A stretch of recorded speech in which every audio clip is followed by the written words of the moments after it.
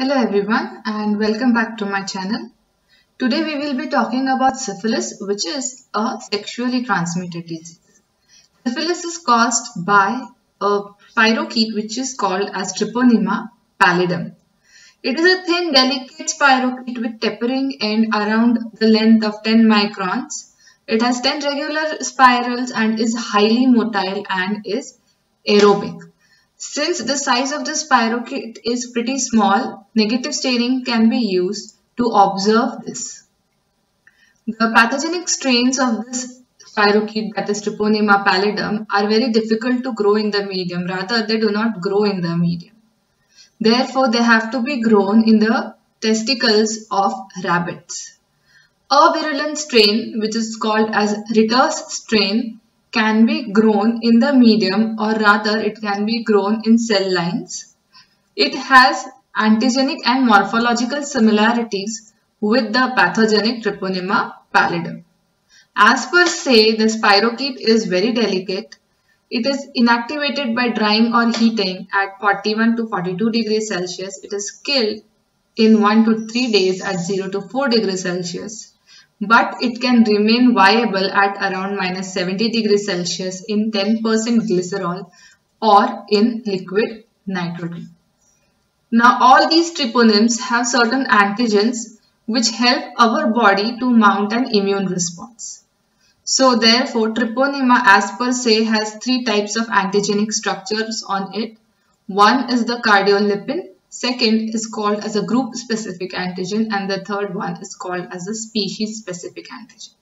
The cardiolipin is a protein molecule which looks like the hapten protein which is extracted from the beef heart. Group specific antigens are specific for Treponema and species specific are specific for the pallidum. Now there are three different types of syphilis that can be seen.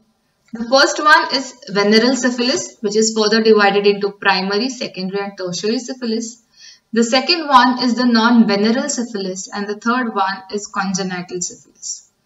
Now, if we talk about, say, venereal syphilis, it is the sexually transmitted syphilis. So, if you have an unprotected sex, then there are high chances that a healthy person might get what we call as venereal syphilis.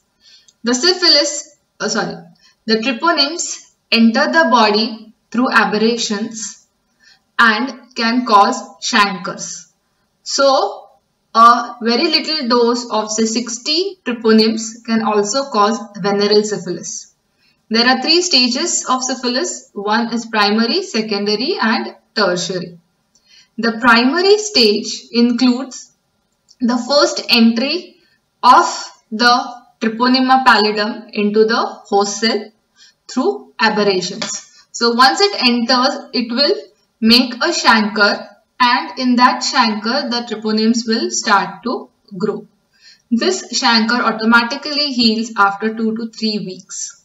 After 3 weeks, these treponemes, which are highly motile, will enter the bloodstream and move to different organs and cause secondary syphilis.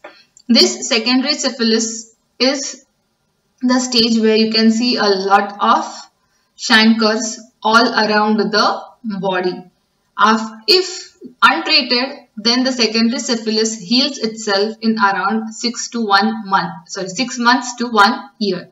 And after say 4 or 5 years, we have what we call as tertiary syphilis, whereas these Treponema pallidum spirochetes have entered the entire body, all the organs, and may cause very severe damage. The second category is non-venereal syphilis, which means if a person is working in a lab dealing with syphilitic samples and by chance the treponeme get inside that person, then if the person becomes positive for syphilis, it is called as non-venereal syphilis. The third category is congenital syphilis. That is when the syphilis is passed on from mother to the unborn child through placenta. That is called as congenital syphilis. In case of congenital syphilis, mostly the babies die in the womb, or sometimes we have stillbirths, or sometimes the babies die after 1 or 2 days. There are various ways to diagnose syphilis, like using microscopy or by doing serological tests. But for all these tests, we need to have samples. Therefore, the sample taken is the exudate from the chancre. It is purified and used for serological tests. Plus, in case of microscopy, dark field microscopy is used, which means that the background is dark and the troponin is illuminated. For microscopy, the exudate is directly taken onto the slide and observed.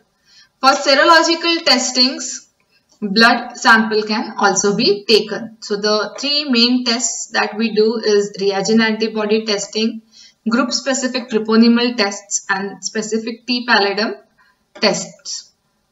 So these reagent antibodies are the ones which we see in humans against the response for troponims. So what we generally do in reagent antibody test is we take cardiolipin, add serum to it and look for clotting. If reagent antibodies are present, then we will see clots.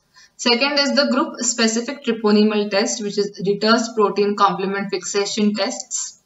And finally, we have Treponema pallidum immobilizations or fluorescent treponema antibody tests, which is specific for the species. Treatment is by giving antibiotics like penicillin and doxycycline. For neurosyphilis, ceftriaxone is used. Thank you very much. If you like this video, please like it, subscribe it, and ask your friends to watch it. Thank you once again.